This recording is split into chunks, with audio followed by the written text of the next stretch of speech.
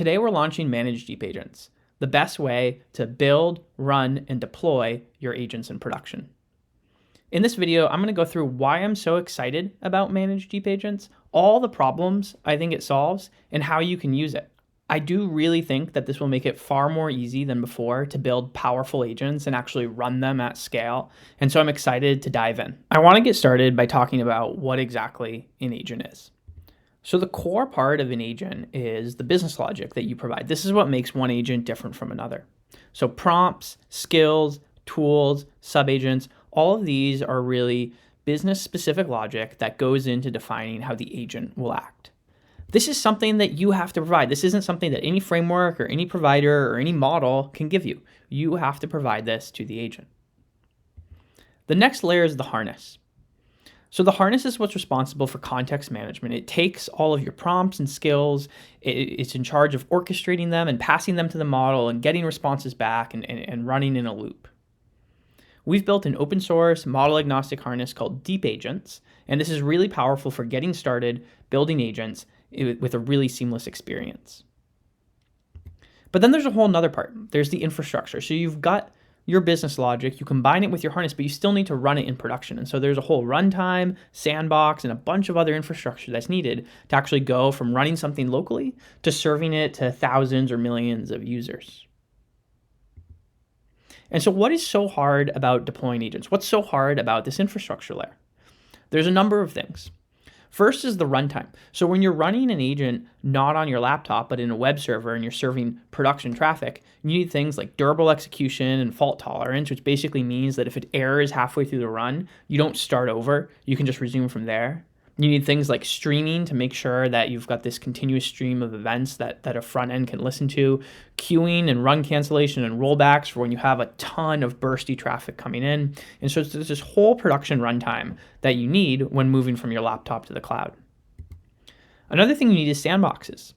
So you don't need them always, but if your agent's going to be writing and running untrusted code, which a lot of agents are these days, you're gonna want sandboxes. So that's another component. Context management. So context management is done by the harness, but where does that context live? Where does the context of instructions and skills and other RAG type things actually live?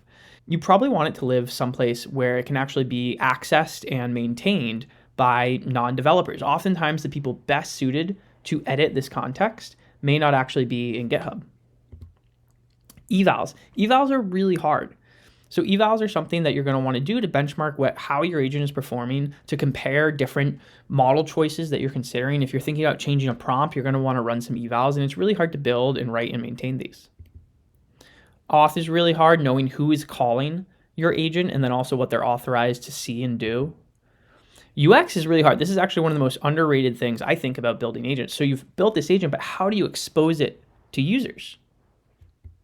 And then finally, memory. When your agent's running, what does it remember and how does it remember and how is that stored and how is that surfaced back to the agent in future runs? So these are all the hard things that come with deploying agents and going from something that you're just running locally to something that you're running in production.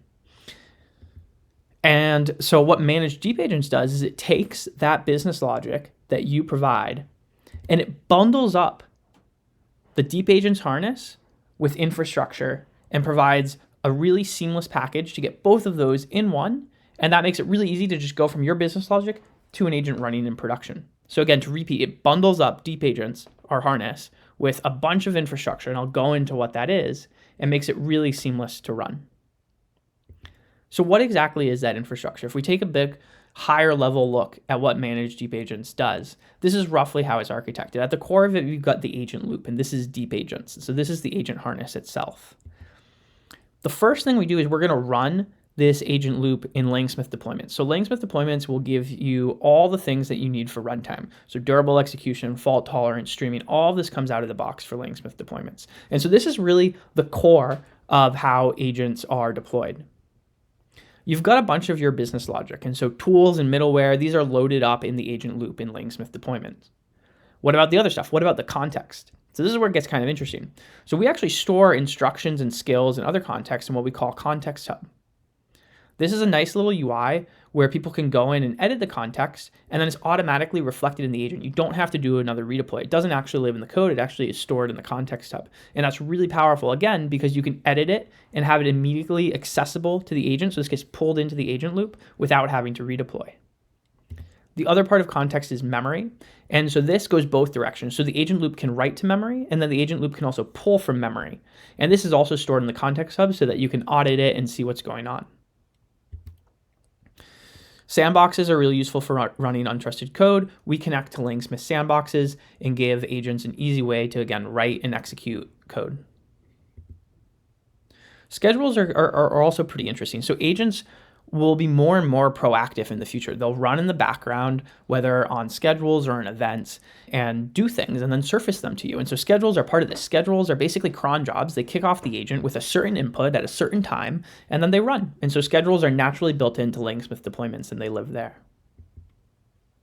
This is where we start to get into some things that are in the managed Deep Agents package itself.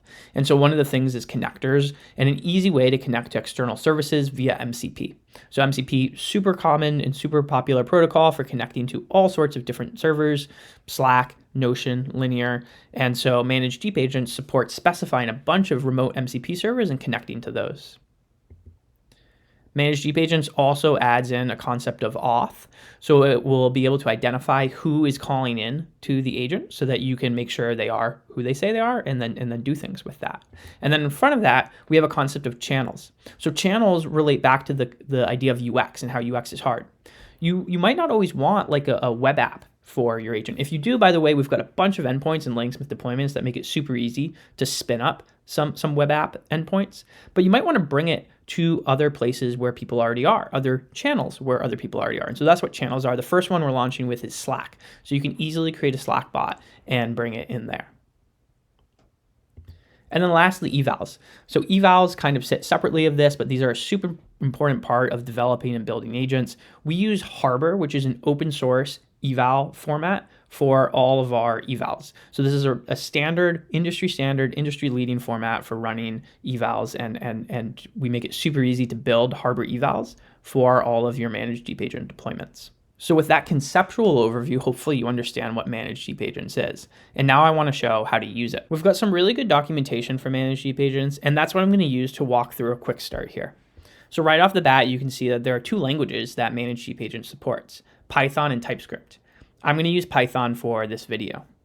I'm then going to switch over to the quick start here. So this is going to walk me through getting started. So it's going to create an agent project. It's going to help me test it locally in LangSmith Studio, and then I'm going to deploy it to LangSmith. For prerequisites, you are going to need a LangSmith API key. Again, Managed Deep Agents is infrastructure. It's running agents and harness and on managed infrastructure. And that managed infrastructure is LangSmith, and so you're going to need a LangSmith API key for this. We're going to use UV to manage a bunch of stuff, and then you're going to need an API key for your model provider of choice. So once you have this, we're going to go ahead and install the Managed Deep Agents library. And so I've already done this, but you should go ahead and run this in a terminal of your choice. This is going to install the Managed Deep Agents package, and this package includes the Managed Deep Agents CLI. The other thing you should do at this point is export your LangSmith API key into your environment. So just to show what these first commands would look like, first, you'd run this UV tool install to install Managed Deep Agents. And next, you'd do something like this, where you export your LangSmith API key into your environment here. After doing that, we're going to create a project, and this project is going to be our agent. So we're going to run MDA init Research Assistant, and this is going to create a directory called Research Assistant, and this is where our agent is going to live. And then we're going to go into it. So let's copy this. Let's go over here, and let's run that. So we can see that it runs. We can see that it found a LangSmith API key in our environment, and it's going to put this in our .env file. If you didn't want to put your LangSmith API key into your environment before, you can always just put it into your environment file now, and it will load there. We can see the outline of the directory that creates. So it's got a .env file. This is where my model credentials and LangSmith API key and any other API keys that I want are going to go. It's got a git ignore, it's got a readme, and then it starts to get to the structure of Managed Deep Agents. So Managed Deep Agents is defined as a file system. So this is one of the cool parts about it. So it's got all these different components, agent, identity, instructions. These are all just defined as much as possible as a file system. So if we look at it, it's got agent.py, and I'll go into that. That defines the basic scaffolding of the agent. It's got identity.py. This will define basic auth-n for who's allowed to access this agent. It's got instructions.md. This is the core system prompt. It's got a pyproject.toml. This is where all the details of all the dependencies live. And then it's got a sandbox file. So let me open this up in Interpreter, and I can walk through it and show what it's seeded with. So here you can see the README for the project, and it clearly identifies all the different things that are in here. If I go into the first file, agent.py, I can see that this is where I define the deep agent. So it's using this define deep agent function, and this exposes a few different arguments. The core ones that we're going to use right now are a name and then the model. So the name that I'm going to use, this will affect the name of the deployment and the name of the graph that you access the agent through. So let's call it Research Assistant 123, and then we're going to use OpenAI's GPT 5.5 model. You can specify any model you want here, as long as it's supported by LangChain, and there's advanced options to bring your own model if it's not supported by LangChain. And you basically specify the provider here, and then you do a colon, and then you do the model name. And so this is the agent.py file, and this is where you define the core behavior of the agent. We'll modify this in a little bit. We've got this identity file right here. So we're going to define very basic identity to start. This is the most basic type of identity that is useful if you're managing identity in your backend by yourself. If you want identity more coupled with managed deep agents, we have integrations with Supabase for that, and we'll show that later on. Instructions.imd are the core instructions for your agent. And so we can see here, it's just seeded with a very simple, very basic instructions, but we'll modify this. pyproject.toml is where we specify dependencies. Right now, the only one we need is manage deep agent package, but if we need more, guess what? We can just install them here. And finally, we've got this sandbox folder up here. So in this sandbox folder, you can see that we define the sandbox we want our agent to use. By default, each agent will have a sandbox, and each conversation thread of that agent will get its own sandbox spun up. So there's different configurations we can play with around here. We can remove sandboxes entirely, or we can actually change the scope so that the sandbox is scoped for the full agent, not just for threads. So that would mean all threads, if it's scoped for an agent, all threads would share the same sandbox. But this is what the default is. Let's go ahead and start modifying the agent. First, we're going to add our API keys. So the LangSmith API key, and I mentioned we're using the OpenAI model, so we're going to want to add an OpenAI API key as well. After doing that, this is where you configure the agent. I already changed the name, but you can specify other things in the agent here, and we'll see some of that coming up. Now we're going to modify the instructions. So here, we're going to modify it to be a research assistant. So I'm going to copy this, and I'll go back to my agent instructions. I'll go over here, and I'll replace it right here. So you can modify this to be whatever you want. Back to the core docs, we're now going to add a tool. So our research agent needs a search tool. And so there's a few different options we have right off the bat in this quick start. I'm going to use Tvili because this is actually going to show more about how to add different tools and different functionality. So in order to use Tvili, we're going to need to add a Tvili API key. And then we're going to need to also add the Tvili Python client. So let's do that.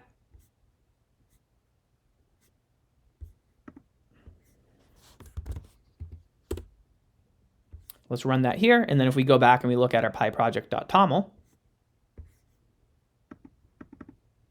we will see that we've added the Tvili Python client here. Great. So that's how you add dependencies. But of course, we need to add more. We need to actually add the custom search tool. So what we're going to do is we're going to add a file in tools called search.py, and that's going to be where we define this custom tool. So let's go back here. Let's create ourselves a new directory. Let's add an empty init file.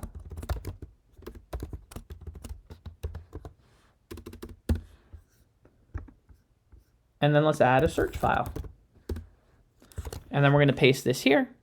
And we are going to define our internet search tool here. It's going to have a query, max results, but then it's going to just call the Tvili client under the hood. Now we need to import the tool and add it to the agent. So we're going to want to basically add this line here where we import from tool search, internet search, and then we're going to pass it in to define deep agent. So define deep agent can take a bunch of different parameters. Tools is one of them, and so we're going to pass it in here.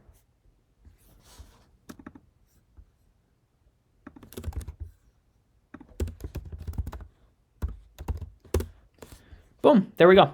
Pretty easy. So now, assuming we've got all our environment keys, it's ready to run. So let's copy these commands. So let's copy these commands and then go back over to our terminal and run them. So it's compiling a project. It's now starting LangGraph dev server. We can see it start to spin up there. And so this is a server that's running locally, but what it's going to do is going to open in our browser LangSmith Studio. So LangSmith Studio is where you can interact with agents, whether they're running locally or in production. You can see that we have this chat interface here, but we've also got this nice graph view of the agent here where we can see a nice little outline of this model and tools loop. But let's go back here and let's start interacting with the agent. So let's send it hi, and we see that the AI responds, hi, how can I help? Great, so it's up and running. So now that we've successfully run it locally, let's go ahead and deploy it. So let's copy this command. Let's shut down our server, and let's run this MDA deploy command.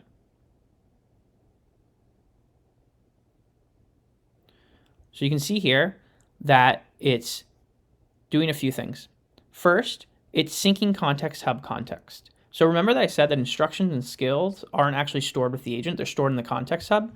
When you run this command locally, it's going to push those files up into a context hub, in this case named Research Assistant 123, because that's what we gave it in the agent file. So now it's building something, it's creating a deployment, and now it is building and then running that deployment. So this is going to take a minute or two, and when it's finished, I will come back. If I come to the LangSmith UI, I can also see this deployment in progress. So I can see that I've got Research Assistant 123. This is again what I named it, and I can see that the revision is in progress and it is building. Great, so now it's fully deployed. So there's two things I want to show off. First, this is the deployments page, and I can go here and I can open this back up in Studio. So just like before, except now I'm connected to my actual deployment, the one that's running in production. So let's chat with it. And let's see that it responds again. The next thing I want to show is the context hub.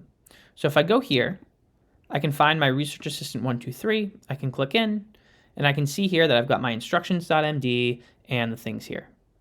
So now what I can do is I can actually edit this in the UI. So I can say respond in Italian, and then I can click save. So I'm going to do that, and then I'm going to go back to my deployments, back to my Research Assistant. I'm going to connect again. I'm going to open it up in Studio. I'm going to say hi, same exact flow as before. And now you can see that it responds in Italian. So this is one of the benefits of having context managed outside of the actual agent deployment. You can edit it, you can audit it there. It's easily collaborated on by different members of the team. So this context hub and deployments combo is really powerful. So this is the end of the quick start. There's a lot more things to read into around managed deep agents. I'm going to do a separate video where I dive deep into every aspect. This was just the quick start, conceptual overview, and get you up and running. Try it out. Let us know what you think. We're doing a lot of work on this. Would love your feedback.